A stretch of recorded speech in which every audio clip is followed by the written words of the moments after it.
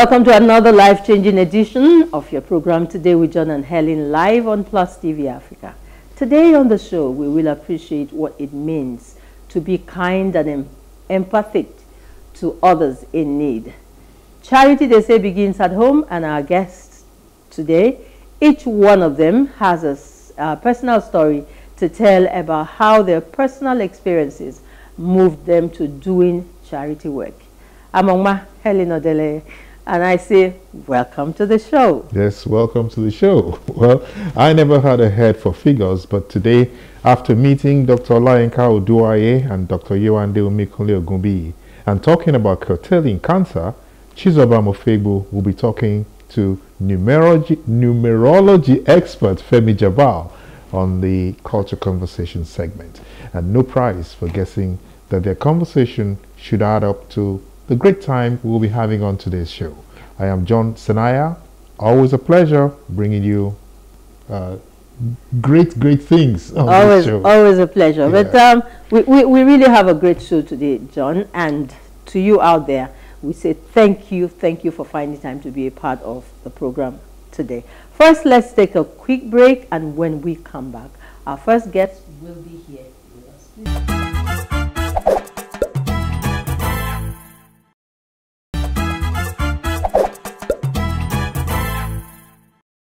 So, our first guest today is an inspiring individual whose work is making a profound difference in the lives of many.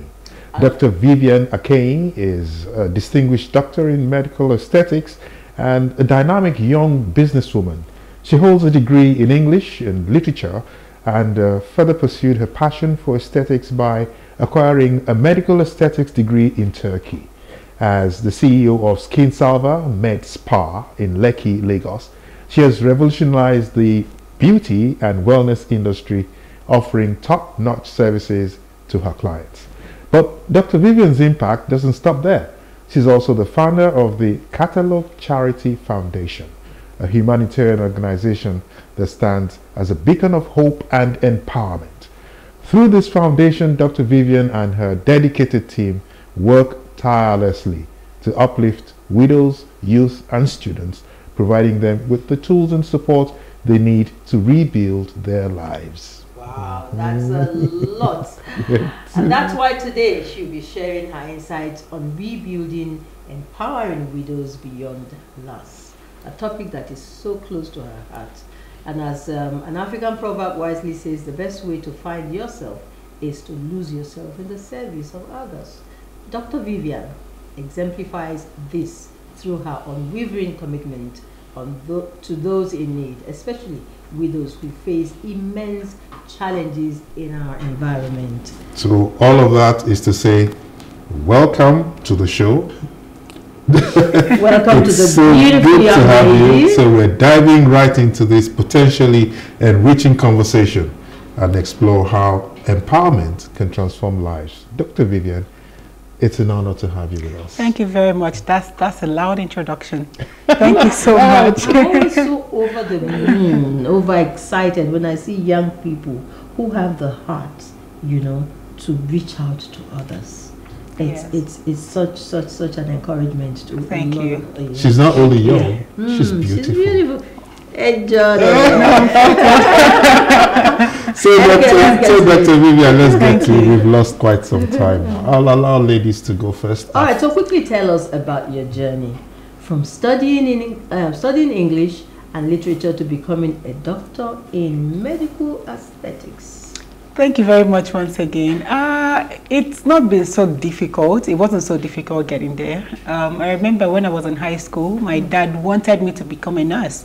You know, and you know when your parents try to fashion you into something else and you're choosing something else, just be like, this girl, you don't know what you want, you know. And in the end, I found that I wanted to be in the medical field. You know, so after studying English and literature in Ebonyi State University, I went ahead and found my passion. You know, he always told me, you have an eye for hospitality, you have an eye for taking care of people. Do this, get into nursing. And I said no, because I hated the sight of blood. Well, right now I'm back on the track and in a different dimension anyways, as a medical esthetician. Yeah, I'm sure you meant to say you have a heart Yes.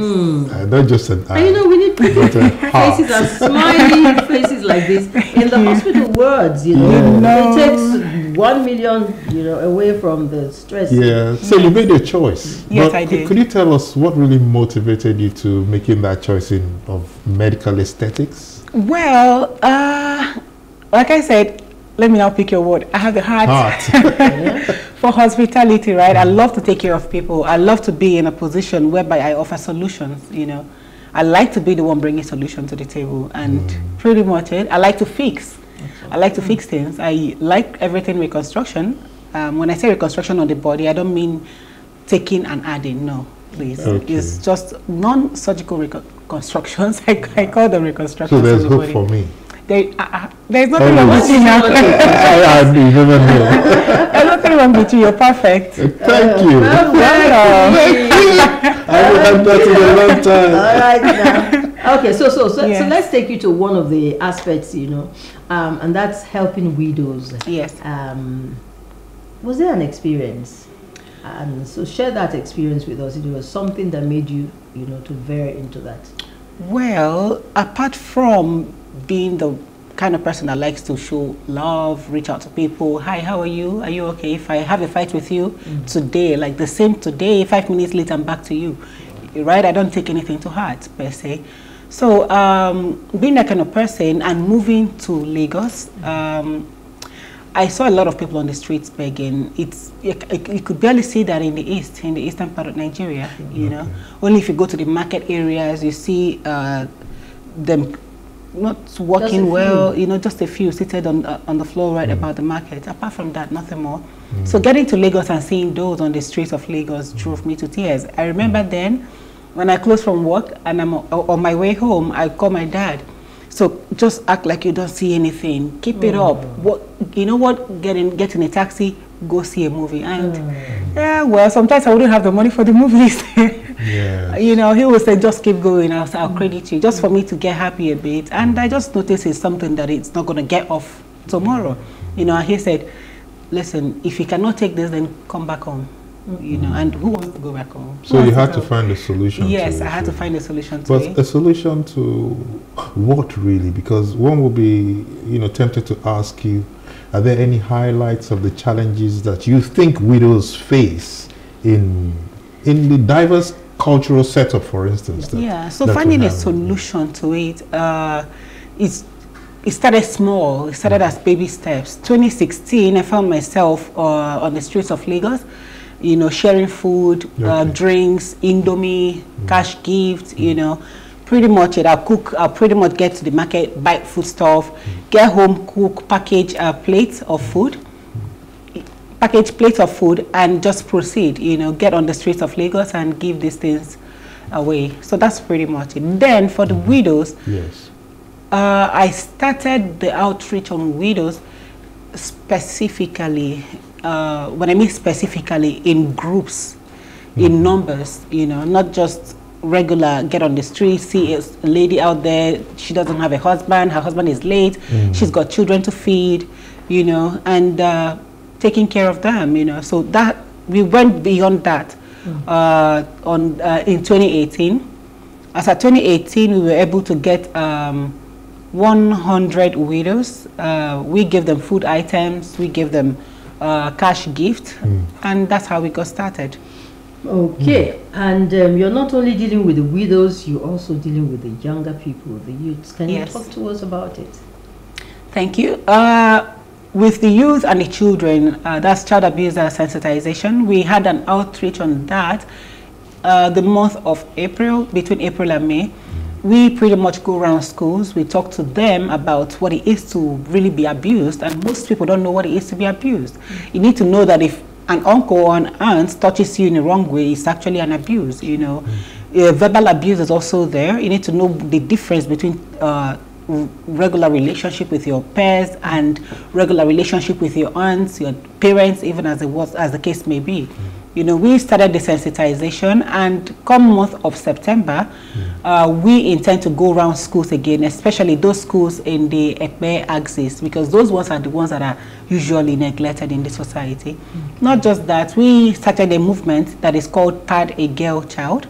pad a girl? Girl child, yes. Okay, that's got to do with sanitary towels? Yes, yes. Okay. Most of them don't know what it is to have a sanitary towel. They've never used it, Wow. and they don't know when you start to see your period. Excuse my language, I guess. No, it's okay. Okay, thank you. We're all Thank you. Show. Oh, fantastic, fantastic. They don't know when you start to see your period, Yes. you are a woman. Automatically, you can get pregnant. You know, so getting to the adult age and talking about adolescent, as long as you can see your period, you have become a woman. You know, you need to be responsible for anything that goes on and within your system that period. So they need to understand what it is to stay safe, stay away from the male sex or the male counterpart. I remember I have a house help. She doesn't look her age anyways. She got pregnant. She told me she got pregnant at the age of 14. Whoa. Yes, her child is 2 years old right now, and they had to tell her, you know what, you have to marry the person that got you pregnant. And it's not just her, you know, it happens to a whole lot of other people.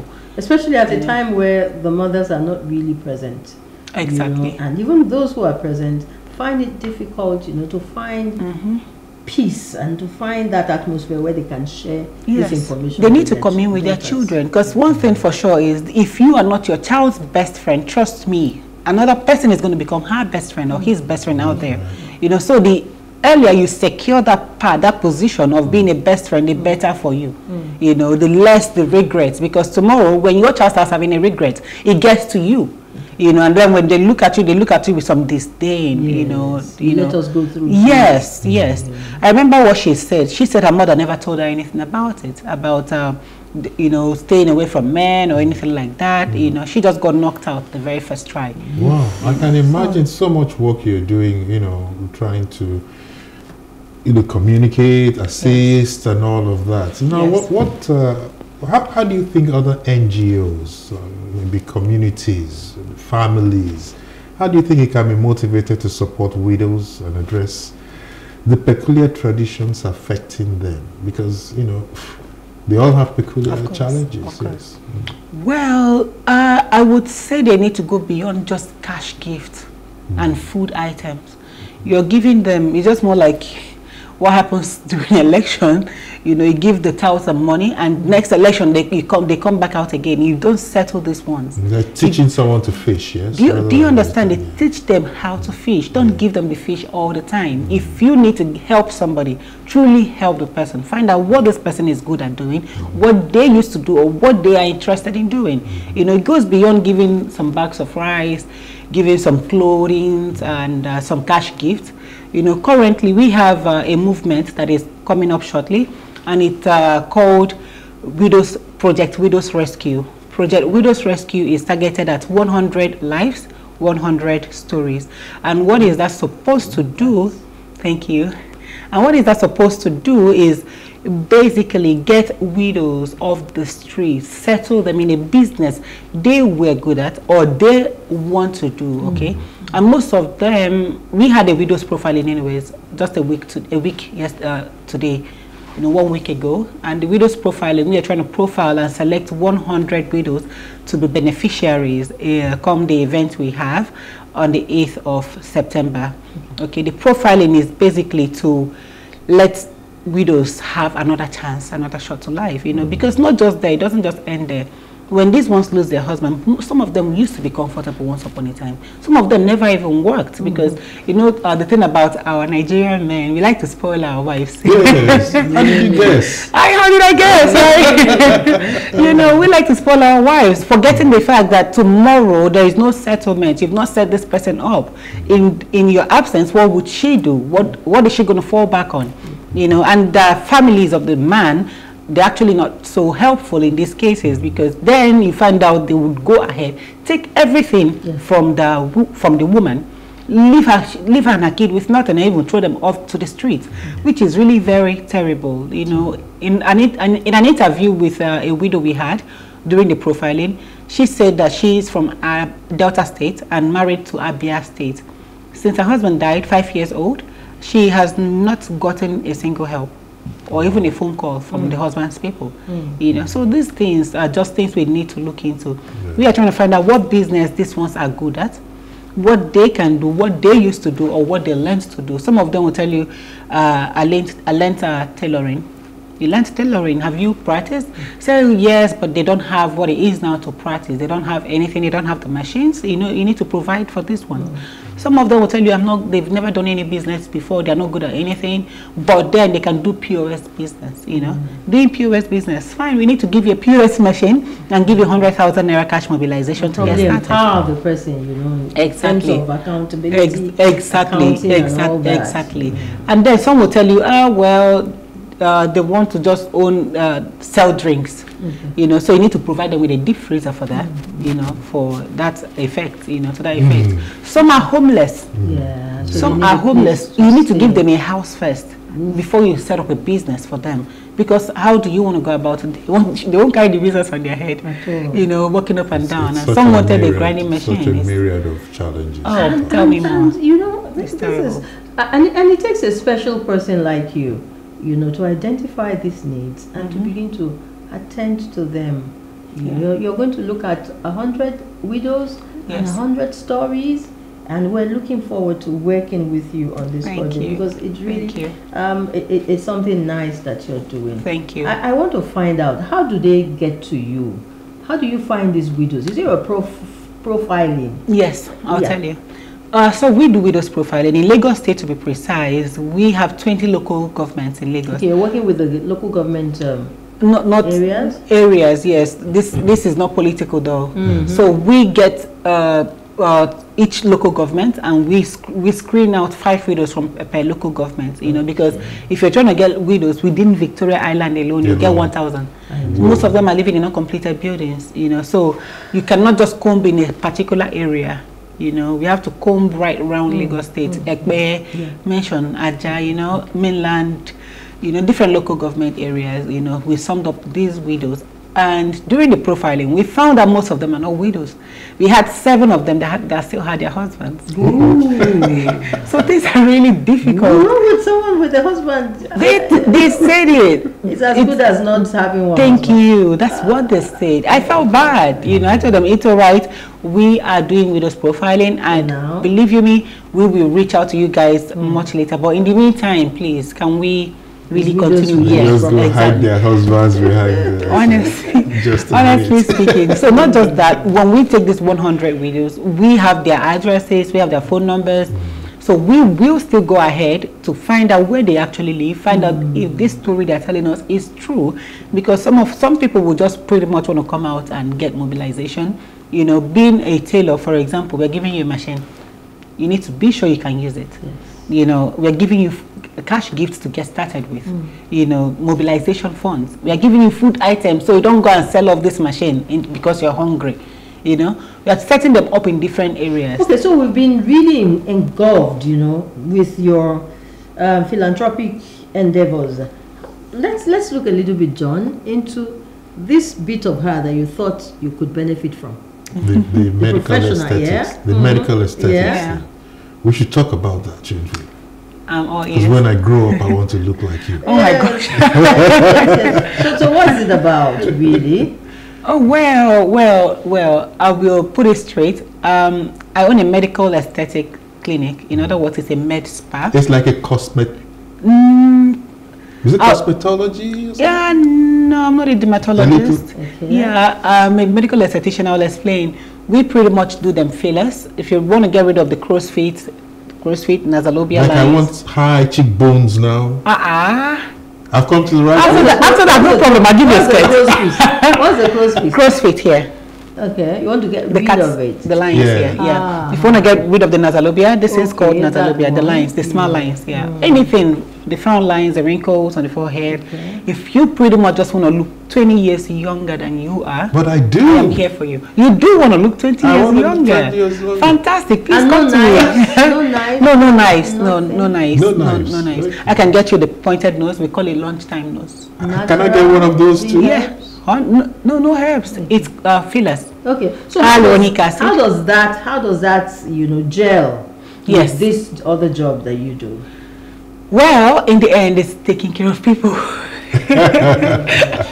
And it's taking care of people, is showing love, is making sure you're satisfied, is making sure you are happy, is giving you back what you lost once upon a time. I mean, people had volume on the faces, people didn't have the lines. Stress.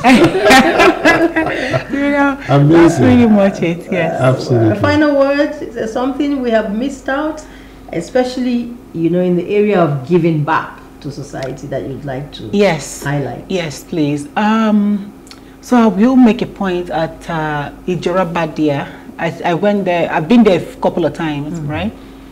From that area, we were able to select the widows we empowered. We rented them houses, paid 2 years rent for each of them, gave them 6 months food supply, and gave each of them 200,000 naira for them to start up their small scale business.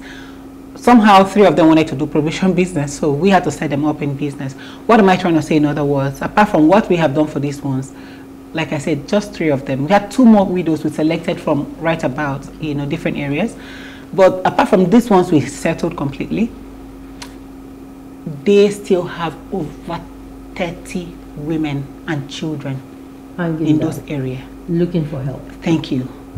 Please, if it's possible for anyone to reach out to these ones, they don't necessarily need to come to the Catalog Charity Foundation to do that. You can reach out to these ones on your own. And please, if you're reaching out to people, do a little more than just giving them 1,000, 2,000, 10,000, 50,000, no problem. Can you find out how you can settle these ones? Because guess what? Money is money. Money they finish. Do you understand? Money they finish. Not breeze. God bless. I like that. Not breeze. They blow. It finishes. When it's done, when they are done with it, what next? You know. But please start however you can. If you have the capacity to set up businesses for this one, please go right ahead and do so. Absolutely. If you have the capacity, go right. If you have your capacity to feed them, even if it's just 1 meal per day, go ahead and do so. But please, whatever happens, know that a lot of people on the streets are suffering. A lot of people on the streets are suffering. So they heard you. Yes. They've heard you. One more thing, the widows profiling we are doing, the project Rescue Widows, 100 Lives, 100 Stories. We intend to take that right around the country, Nigeria. Yes, and hopefully, if we can cover as much as 1,000 widows per year, fantastic. Fantastic. And we will be with you. Thank you. All the way. I will be very happy to have you on board. It's a promise that we must keep. Absolutely. Right? And so we will find time to, you know, keep bringing you on the show. Yes. So I mean, this is absolutely necessary. Helping people out there, not only the widows. You're also dealing with the younger people. Yes. Which is very commendable. Amazing stuff. Amazing stuff. Thank you too. Thank you too. I love your hair. Let me say that first of all before the show is over. So, who would have imagined that there will be so much extraordinary creative ways to make widows so comfortable even in their situations? We want to thank you so much, Dr. Akenyi, yes? Dr. Vivian Akenyi. Yes. I wanted to get the pronunciation right. Yes, you did. Akenyi. You did. You did very well. I always try to do that. Thank you. Like I said, please find time. You know, anytime there's something else to share, let us know. We're here for you. I will. Thank you so much. God bless you too. All right. So the show is still today with John and Helen live on PlusTvAfrica, and it's time to move on to the next segment, and a break will take us there.